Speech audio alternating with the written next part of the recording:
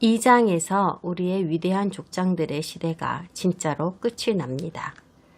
아브라함과 이삭은 죽었고 너무 늙은 야곱과 이스라엘 족속은 이제 가나안을 떠나 이집트로 옮겨가서 요셉과 유다의 지휘를 받게 됩니다. 그리고 야곱이 곧 하나님을 만나게 됩니다. 가족들이 이집트로 이주한 후 야곱에게는 한 가지 의무가 남았습니다. 아들들을 축복하는 일입니다. 축복이란 그의 후계자들에게 부와 힘과 권력 그리고 책임이 공식적으로 이양되는 과정입니다. 이 위대한 예언의 이야기가 48장에서 시작되는데 우리는 이 부분을 아주 깊이 있게 다루게 될 겁니다. 46장에 등장하는 이스라엘 부족은요, 이제 국경을 만들기에 충분할 만큼 그 규모가 커졌습니다. 창세기 46장을 펴시죠. CJB 성경이 있으시면 52페이지입니다. 이스라엘이 모든 소유를 이끌고 떠나 브엘세바에 이르러 그의 아버지 이삭의 하나님께 희생제사를 지내니 그 밤에 하나님이 이상 중에 이스라엘에게 나타나 이르시되 야곱아 야곱아 하시는지라. 야곱이 이르되 내가 여기 있나이다 하매 하나님이 이르시되 나는 하나님이라 내 아버지의 하나님이니 애굽으로 내려가기를 두려워하지 말라. 내가 거기서 너로 큰 민족을 이루게 하리라. 내가 너와 함께 애굽으로 내려가겠고 반드시 너를 인도하여 다시 올라올 것이며 요셉이 그의 손으로 내 눈을 감기리라 하셨더라. 야곱이 브엘세바에서 떠날새 이스라엘의 아들들이 바로가 그를 태우려고 보낸 수레에 자기들의 아버지 야곱과 자기들의 처자들을 태우고 그들의 가축과 가나안 땅에서 얻은 재물을 이끌었으며 야곱과 그의 자손들이 다 함께 애굽으로 갔더라. 이와 같이 야곱이 그 아들들과 손자들과 딸들과 손녀들 곧 그의 모든 자손을 데리고 애굽으로 갔더라. 애굽으로 내려간 이스라엘 가족의 이름은 이러하니라. 야곱과 그의 아들들 곧 야곱의 맏아들 르우벤과 르우벤의 아들 한옥과 발루와 헤스론과 갈미요. 시므온의 아들은 여무엘과 야민과 오학과 야긴과 스할과 가나안 여인의 아들 사울이요. 레위의 아들은 게르손과 그학과 므라리요. 유다의 아들 곧 엘과 오난과 셀라와 베레스와 세라니. 엘과 오난은 가나안 땅에서 죽었고 베레스의 아들은 헤스론과 하물이요. 이사갈의 아들은 돌라와 부아와 욥과 시므론이요. 스불론의 아들은 세렛과 엘론과 얄르엘이니 이들은 레아가 밧단 아람에서 야곱에게 난 자손들이라.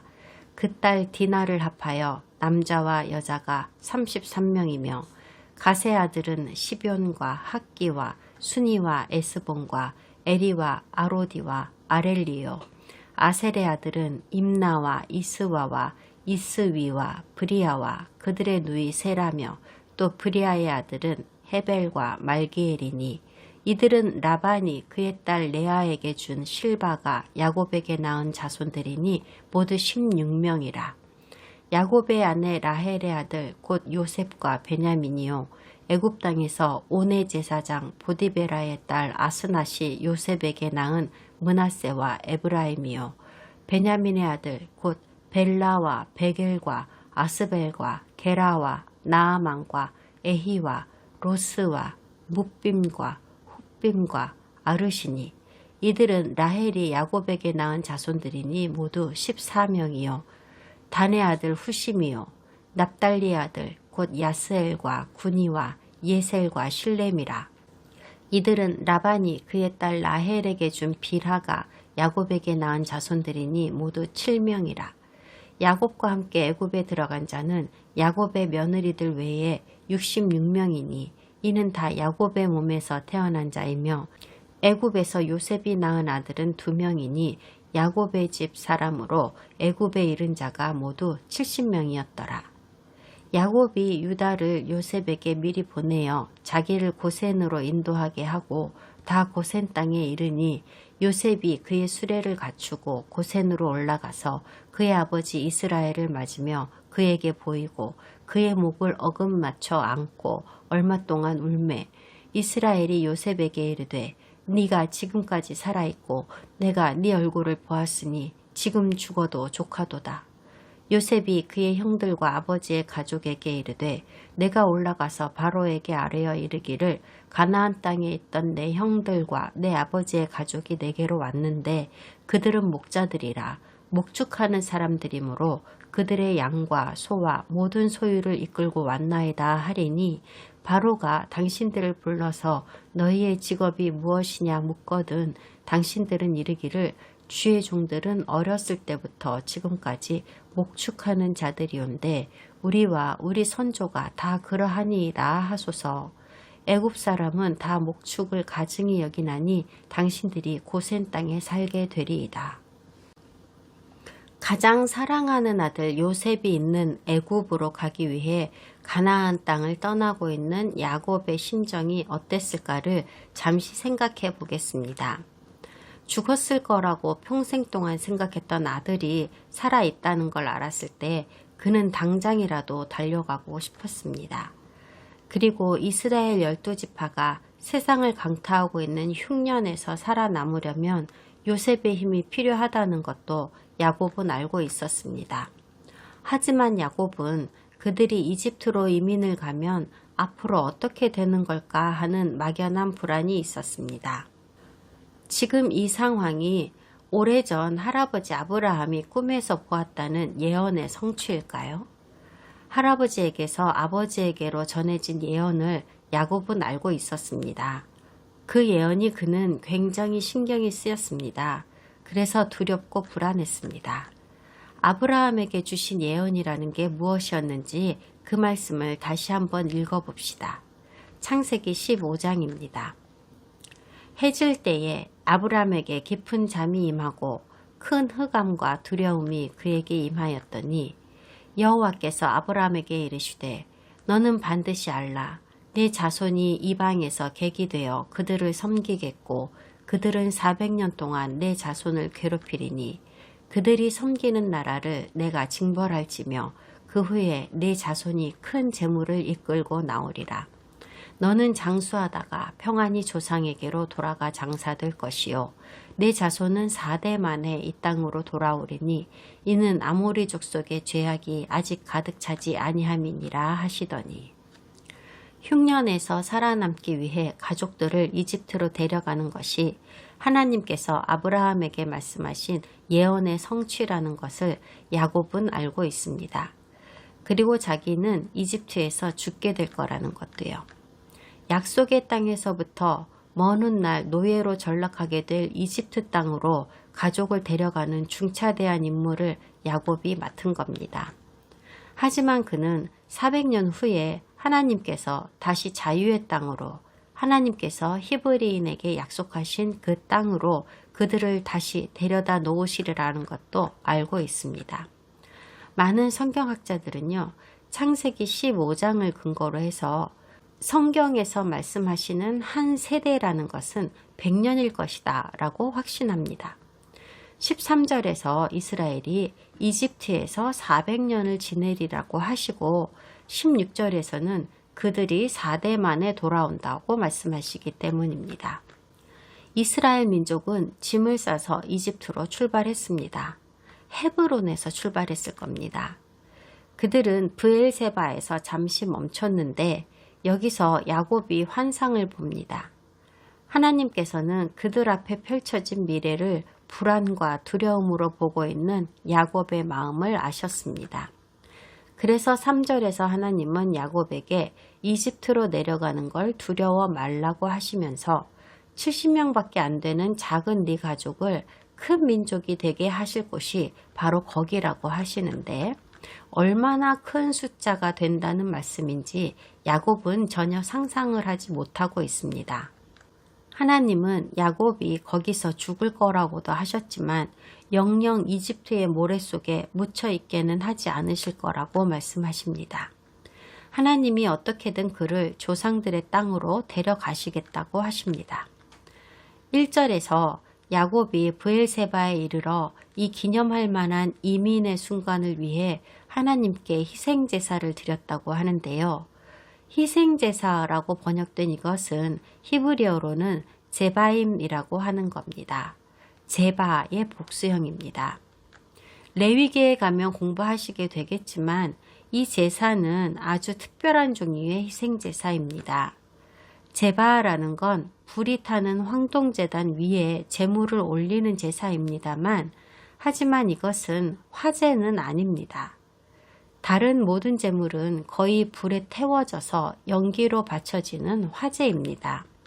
그리고 제물은 절대 땅바닥 위에서 바치거나 평범한 불로 태우지 않습니다.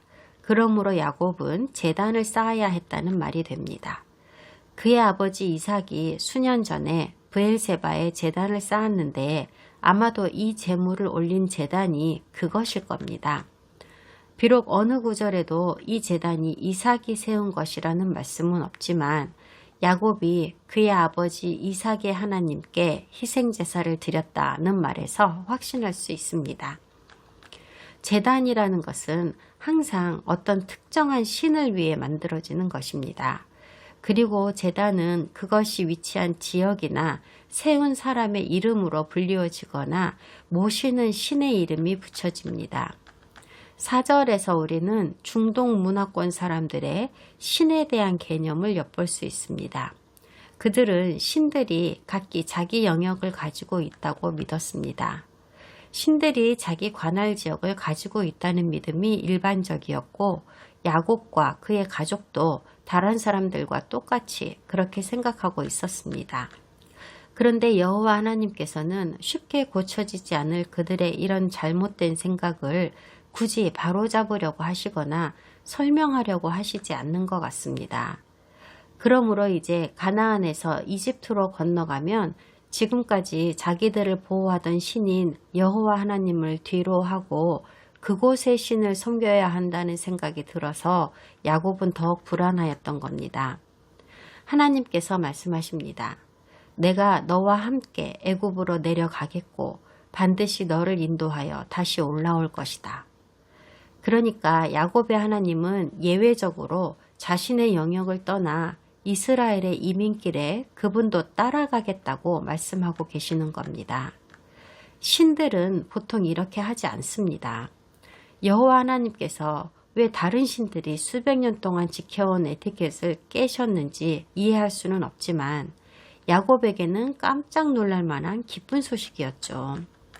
토라를 다 공부하고 여호수아서에 들어가면 아주 흥미롭게 여길 만한 이런 종류의 말씀을 만날 겁니다. 하나님께서 야곱과 함께 가신다는 이런 말씀입니다. 고대에는 그냥 이런 화법을 썼나 보다 라고 쉽게 생각하는 경향이 있는데요. 이것은 단순한 은유적 표현이 아닙니다. 고대 히브리인들은 실제로 현실 세계에서 하나님과 직접 대화를 나누고 하나님과 함께 하고 있음을 피부로 느끼며 살았습니다. 5절은 이스라엘이 충분한 수의 수레에다가 그들의 소중한 모든 재산을 잔뜩 다 실었다고 합니다. 물론 그중 가장 소중한 건 바로 사람들입니다. 여기에서 하시고 싶은 말씀은요. 모든 이스라엘의 가족들이 다 한 사람도 빠짐없이 싸그리 싹 다 이집트로 갔다는 것입니다.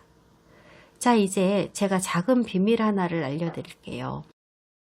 8절에서 25절, 심지어 26, 27절까지도요. 이 구절들은요. 원래 성경 원본에는 없는 것들입니다. 나중에 덧붙여졌을 가능성이 아주 큰 구절들입니다. 제가 그걸 어떻게 알았을까요? 계산이 맞지 않습니다. 이 계보가 민수기 26장과 역대상에서도 반복되는데 여기 적힌 거랑 상당한 차이가 있음을 발견했습니다. 게다가 상식에도 맞지 않는 것들이 있습니다. 요셉은 지금 30대 초반입니다. 그의 동생 베냐민은 20대의 아주 젊은 청년이고요. 그런데 여기에요. 베냐민의 아들들 이름이 10명이나 적혀 있지 않습니까? 그리고 민수기에서는 베냐민의 아들이 5이고 손자가 2이라고 말씀하십니다. 이 글이 설명하는 시간대는 분명히 이스라엘이 흉년을 피해 이집트로 이민을 가는 시기이기 때문에 베냐민이 그렇게 많은 자손을 생산했을 리가 만무합니다. 20대의 그 어린 나이에 말이죠. 이 이름들 중에는 심지어 손자의 이름도 있습니다. 성경이 다 뻥인가 해서 불안하세요? 그러지 마세요. 왜냐하면 성경에서는 여러 가지 이유로 계보를 편집해야 하는 상황이 종종 발생했거든요. 시간이 흐름에 따라 좀 더 크고 명확한 족보가 필요하게 되는 일이 생겼고, 그래서 여러 가지 정보들을 추가할 수밖에 없었습니다. 가끔은 한 가문이 다 죽거나 하는 일도 있었는데, 그러면 그들의 이름을 잊어버리지 않기 위해서 다른 족보에 그들의 이름을 삽입하기도 했습니다. 창세기 46장의 경우 70명이라는 숫자가 등장하는데, 이것은 정확한 인구수라기보다는 상징적인 표현일 가능성이 큽니다. 70이라는 것은 보통 어떤 이벤트의 총합을 표현하는 것이기도 하고, 광범위한 현상을 예표하는 것이기도 하고, 신께서 정한 무언가를 상징하는 숫자이기도 합니다. 이집트로 건너간 사람들은 당연히 70명보다는 훨씬 많았을 겁니다. 왜냐하면 보통 인구수라고 하는 것은 남자의 숫자만 계수한 걸 말하기 때문입니다. 창세기 46장에서 66명이라고 기록된 숫자는 바로 이 전통대로 계수한 숫자입니다. 여자들은 이보다 많았을 겁니다. 원래 일반적인 출생률을 따져보면 여자가 훨씬 많으니까요. 그러니까 이집트로 내려간 사람들은 거의 150여 명 정도는 됐을 거라고 봅니다. 민족으로서는 소규모이지만 이 당시 그들은 또한 외국인 노예들도 거느리고 있었습니다. 얼마 전에 야곱의 딸 디나가 세겜의 왕한테 강간당했을 때 야곱의 아들들이 거기 남자들을 다 죽이고 여자들과 아이들을 노예로 데려오거나 첩으로 삼았다고 했었잖아요. 그러니까 이집트로 내려간 사람들은 200여 명, 아니 그보다도 더 많았다고 해도 틀리지 않을 겁니다. 족보에 대해 조금 더 설명하겠습니다. 성경에 나오는 모든 이름들의 나열 방식은 다 나름대로 이유가 있어서 그렇게 나열하는 겁니다. 각각의 이름들은 특정한 조건에 맞게 각기 그룹이 지어집니다. 무작위로 기록하는 일은 절대 없습니다. 창세기 46장의 이름들이 그렇습니다. 이스라엘 민족의 이름 중에 레아와 그녀의 아이들 이름이 제일 먼저 나옵니다. 레아가 야곱의 첫 번째 부인이기 때문이죠. 그 다음으로 레아의 여종인 실바와 그녀의 아이들의 이름이 나옵니다. 다음으로 야곱의 두 번째 아내인 라헬과 그녀의 아이들, 그리고 라헬의 여종인 빌하와 빌하의 아이들입니다. 이 족보가 나중에 편집되었다는 것을 증명하는 구절로 이집트로 내려간 자들 중에 요셉의 아들들이자 이집트인들인 에브라임과 므낫세의 이름이 보입니다. 야곱은 아직 그 존재를 알지도 못하는 아이들입니다. 가나안이 아니라 이집트에서 나고 자란 아이들입니다. 28절은요. 성경 원본에는 아마도 7절에 바로 다음에 있던 구절인 것 같습니다. 28절은 우리가 기억하고 있던 무언가를 생각나게 합니다. 야곱이 유다를 미리 보냅니다. 이건 원래 가문의 장남이 하는 일입니다. 그런데 정작 야곱의 장남인 르우벤의 이름이 나오지 않습니다. 유다가 그 역할을 맡은 것 같습니다. 전통대로 하자면 위에 다른 두 형인 시므온과 레위가 할 수도 있었지만 그들마저 제껴졌습니다. 오랫동안 기다려왔던 야곱과 가족들의 재회 장면을 보게 됩니다. 요셉은 이제 자기들의 새로운 터전이 될 땅인 고센으로 단걸음에 달려갔습니다. 가슴 뭉클한 장면이 이어집니다. 이집트라는 초거대한 왕국의 통치자가 늙으신 아버지 앞에서 겸손하게 자기를 낮추고 아버지에게 안깁니다. 오랫동안 그렇게 둘은 끌어안고 울었습니다.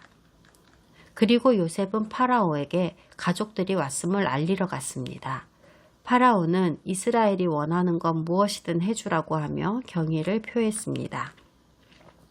여기서 약간 혼란스러운 구절이 나옵니다. 31절에서 요셉이 내가 올라가서 바로에게 아뢰어 라고 합니다. 우리가 흔히 올라간다고 생각하는 방향은 북쪽입니다. 하지만 요셉은 고센 땅에서 북쪽 방향으로 가지는 않았습니다. 파라오는 남쪽 지역인 멤피스에 살고 있었기 때문입니다. 이집트가 두 지역으로 나누어져 있다고 한 건 기억하시죠? 상부 이집트와 하부 이집트입니다. 나일강이 남쪽에서부터 북쪽으로 흘러가기 때문에 남쪽을 상부라고 부르고 북쪽을 하부라고 부르게 된 것으로 우리의 상식과는 정반대로 이해해야 합니다. 그러니까 보통 상식적으로 아래로 내려간다라고 하면 남쪽 방향으로 가는 걸 말하고 올라간다고 하면 북쪽을 말하는 거지만 성경에서 고센 땅에서부터 상부 이집트로 올라간다고 하는 이 표현은 이집트인들의 관점으로 말한 것이라서 북쪽이 아니라 남쪽을 향해 간다는 것을 의미합니다. 어쨌든 최고 권력자인 파라오는 이집트의 총리인 요셉을 방문하러 온 귀한 손님들을 환대하기 위한 준비를 했습니다. 그리고 외교 의례에 따라 파라오는 이스라엘의 대표와 대면하여 인사를 나누어야 할 필요가 있었습니다. 그래서 요셉은 형제들에게 미리 진행 절차에 대해 언지를 줍니다. 이미 파라오는 이스라엘을 위해서 무엇을 해줄지를 다 정해두었지만 형식상의 대화는 오고 가야 했습니다. 그리고 마침내 100% 공식적으로 고센 땅을 이스라엘을 위하여 할당한다는 협의를 하였습니다. 자, 그럼 창세기 47장을 공부해 보도록 하겠습니다.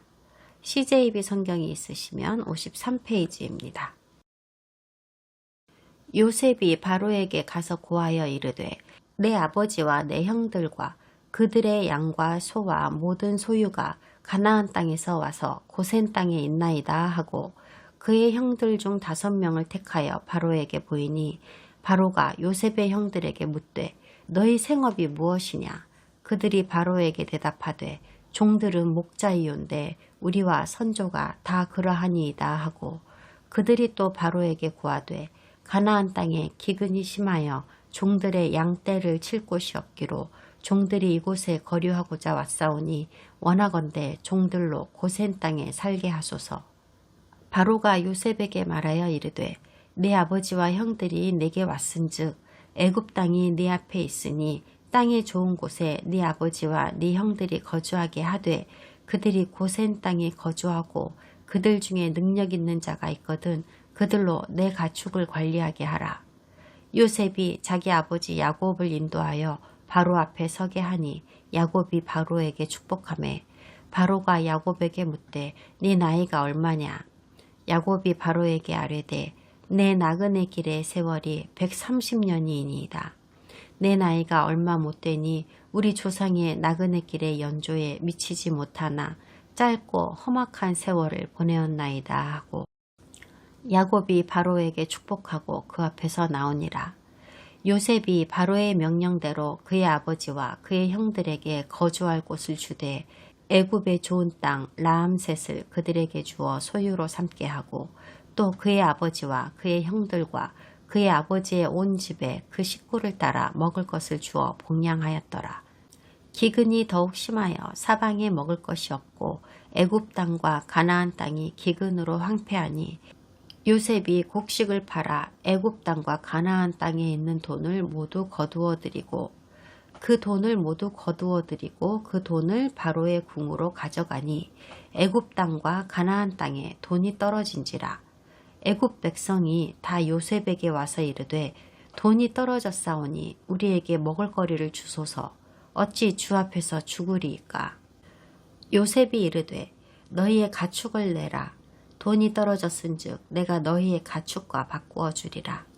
그들이 그들의 가축을 요셉에게 끌어오는지라.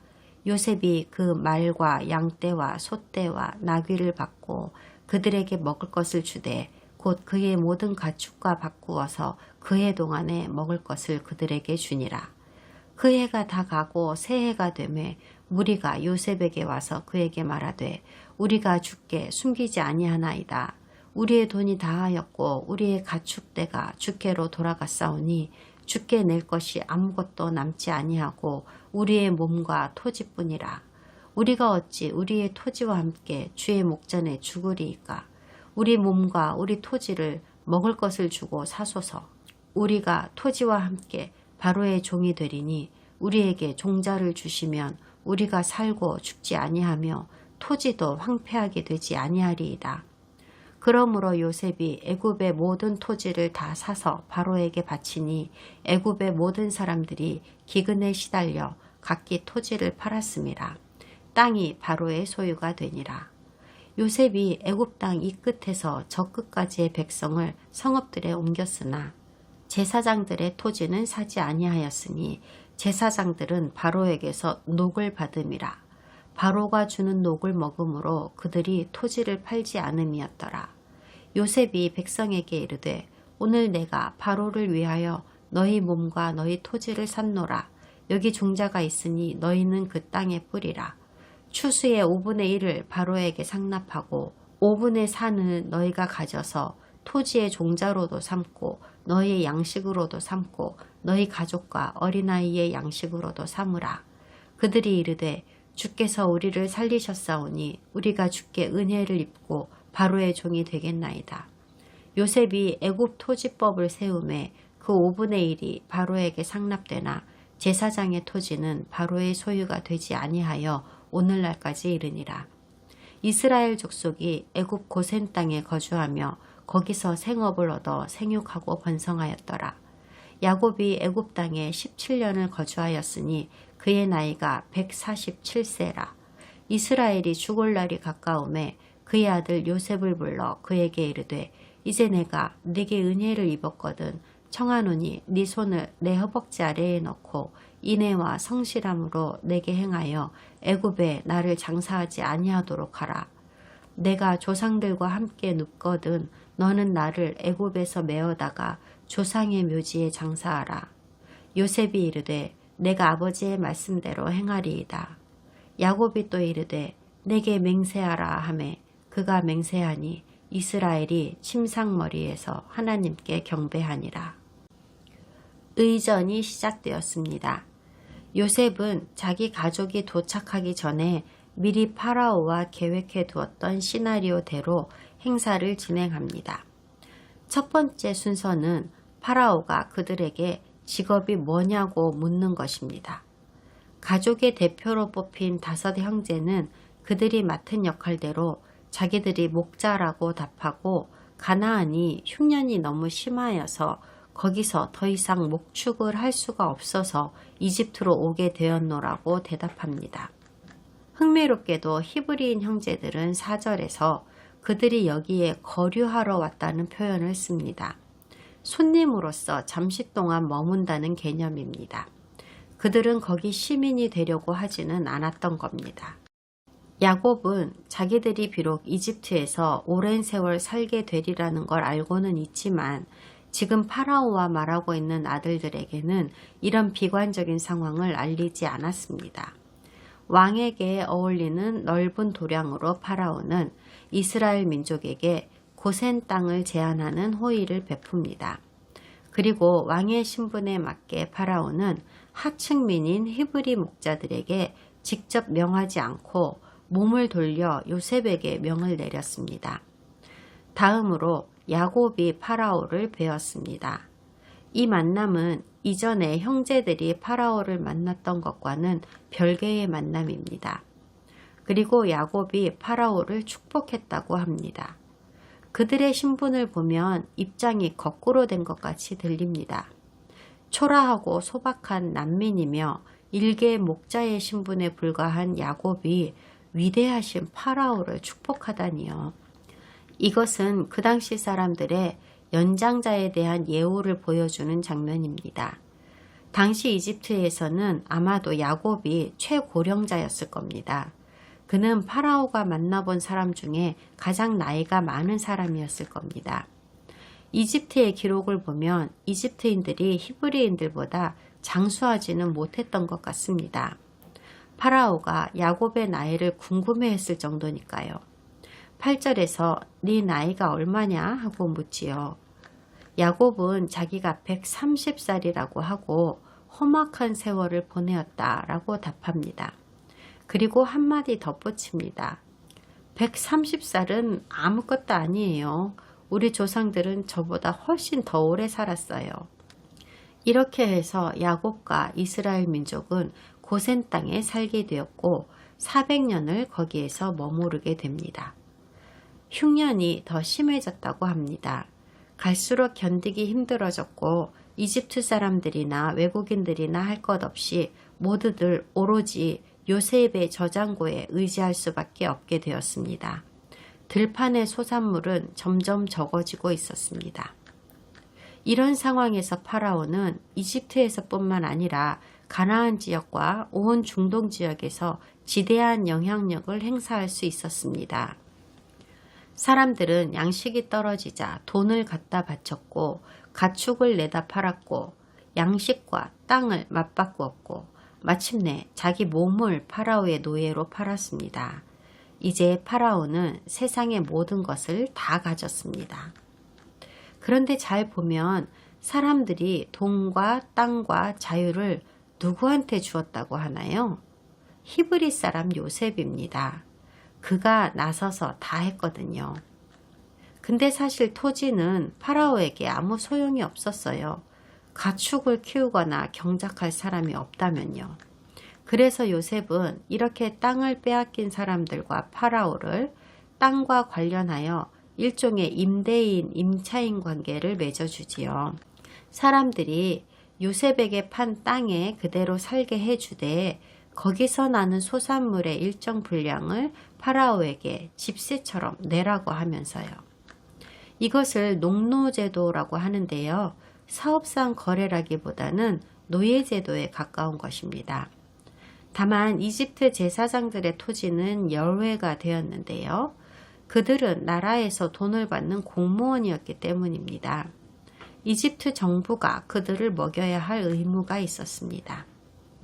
지난주에도 얘기했지만 당시의 이집트 사람들과 가나안 사람들 눈에는 요셉이 어떻게 보였을까요? 이 정책은 요셉의 아이디어였고 요셉이 선포했고 실행했으며 요셉 때문에 그들은 농노가 되었습니다. 백성들이 자기 땅과 가축을 내다 팔 때 대면한 사람은 요셉입니다. 기근의 시간 동안 요셉이 그들의 생명을 구한 것은 사실입니다. 하지만 이제는 파라오의 대리인으로서 그들의 땅을 그가 다 소유했고 심지어 그들의 주인이 되어 있습니다. 이집트인들이 이스라엘 사람들을 미워하게 된 계기, 아브라함의 자손이 노예가 될 것이라는 예언이 성취되는 계기가 무엇이냐고 한다면 바로 이 사건입니다. 셈족인 현재의 파라오는 이집트 사람들이 진짜로 무엇을 원하는지에 대해서는 별로 관심이 없었습니다. 그래서 수년 후에 이집트인들은 힉소스라 하는 이 꼴보기 싫은 외국인 통치자들을 쫓아내고 이집트인 파라오를 세우게 됩니다.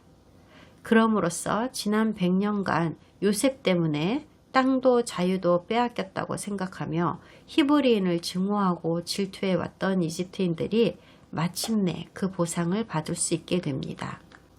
27절에서 보시면 이집트인들은 양식을 위해서 자기 땅을 내다 팔아야 하는 판국인데 오히려 이스라엘 사람들은 고센 땅을 획득하게 되었다고 합니다. 이것이 상황을 더욱 악화시키고 말았습니다. 그리고 이집트인들과는 달리 그들은 그 땅에서 그 수가 급격히 증가하고 있었습니다. 이제 야곱은 이집트 땅에서 17년을 살았고 그의 나이는 147세가 되었습니다.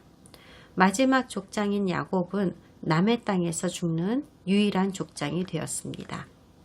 그는 죽음의 시간이 가까워 오자 요셉을 불러서 맹세를 하게 합니다. 자기를 이집트의 모래에 묻어두지 말고 약속의 땅으로 꼭 데리고 가라고 합니다. 이 맹세가 제대로 지켜질지는 야곱이 걱정할 필요가 없습니다. 야곱이 이집트에 도착하기 전에 하나님께서 이미 야곱에게 말씀하신 것이기 때문입니다. 야곱은 하나님을 사랑하고 신뢰했습니다. 하지만 하나님께서 일하시는 방법에 대해서 그는 당시에 이미 견고하게 형성되어 있던 일반적이고 전통적인 중동 문화의 사고방식으로만 이해하고 있었습니다. 그의 환경이 그러했으니까요. 야곱에게 있어서는 자기가 어느 장소에 묻히게 되는가가 굉장히 중요한 사안이었습니다. 이것은 단순히 이상이라든가 수치나 명예 같은 개념 때문만은 아닙니다. 국적에 관한 사안도 아닙니다. 군인이 남의 나라에서 죽으면 그 시체라도 가져와서 자기 땅에 묻어줘야 한다는 뭐 그런 거 있지 않습니까? 야곱이 중요하게 생각하는 것은 조상 숭배와 관련된 측면이었습니다. 어떻게 자기 조상인 아브라함과 이삭에게로 돌아갈 수가 있겠습니까? 자기 몸이 가나안 땅이 아니라 이집트 땅에 묻혀 있다고 한다면요. 죽은 몸의 영혼은 이동하지 않습니다. 그가 죽은 후에 그의 영혼이 어떻게 아들과 손자들, 후대들에게 숭배받을 수 있겠습니까? 자기 영혼은 이집트에 남아있고 자손들은 가나안에 있을 텐데요. 만약 영혼이 숭배받지 못한다면 그 영혼은 영원히 증발해 버릴 겁니다. 게다가 죽은 자의 왕국을 다스리는 것도 그 지역의 토속신입니다. 그래서 야곱은 자기 몸을 가나안으로 가지고 가서 자기 조상들과 함께 있게 해야 자기의 영혼이 후손들에게 돌봄을 받을 것이라고 여겼습니다. 야곱은 또한 죽기 전에 가문의 수장으로서 해야 할 일을 하나 더 남겨두고 있었습니다. 그가 가족의 지도자로서 가지고 있던 모든 권리와 소유를 그것을 이어받을 자에게 이양하는 일입니다. 장남의 권리와 축복, 지시사항들이 다음 지도자에게 상속되어야 하고 지도자뿐만 아니라 12아들 모두에게 유언을 해야 합니다. 그래서 야곱이 죽기 몇 시간 전, 어쩌면 며칠 전에 유언을 남기게 되는데 이것은 굉장히 극적이고 심각한 것으로서 오늘을 사는 우리에게도 지대한 영향을 끼쳤을 뿐만 아니라 미래에 일어날 일들과도 깊은 관련이 있는 내용입니다. 모든 성경과 구약성서를 통틀어 이것보다 더 큰 의미가 있는 부분이 없다고 할 정도로 중요한 부분으로서 야곱의 마지막 때에 그가 밝힌 일들의 의미를 파악하는 것은 너무나도 중요한 일입니다. 이것을 이해하시면 신약 성경의 깊은 의미를 제대로 알 수 있게 되고 최근에 이스라엘을 둘러싸고 일어나고 있는 일련의 일들을 이해할 수 있게 됩니다. 그 축복과 지시사항들에 대해서는 이어지는 마지막 3개의 챕터에서 자세하게 공부하실 겁니다. 다음 주에 이 어마무시하게 중요한 축복에 대해서 꼼꼼히 살펴보도록 하겠습니다.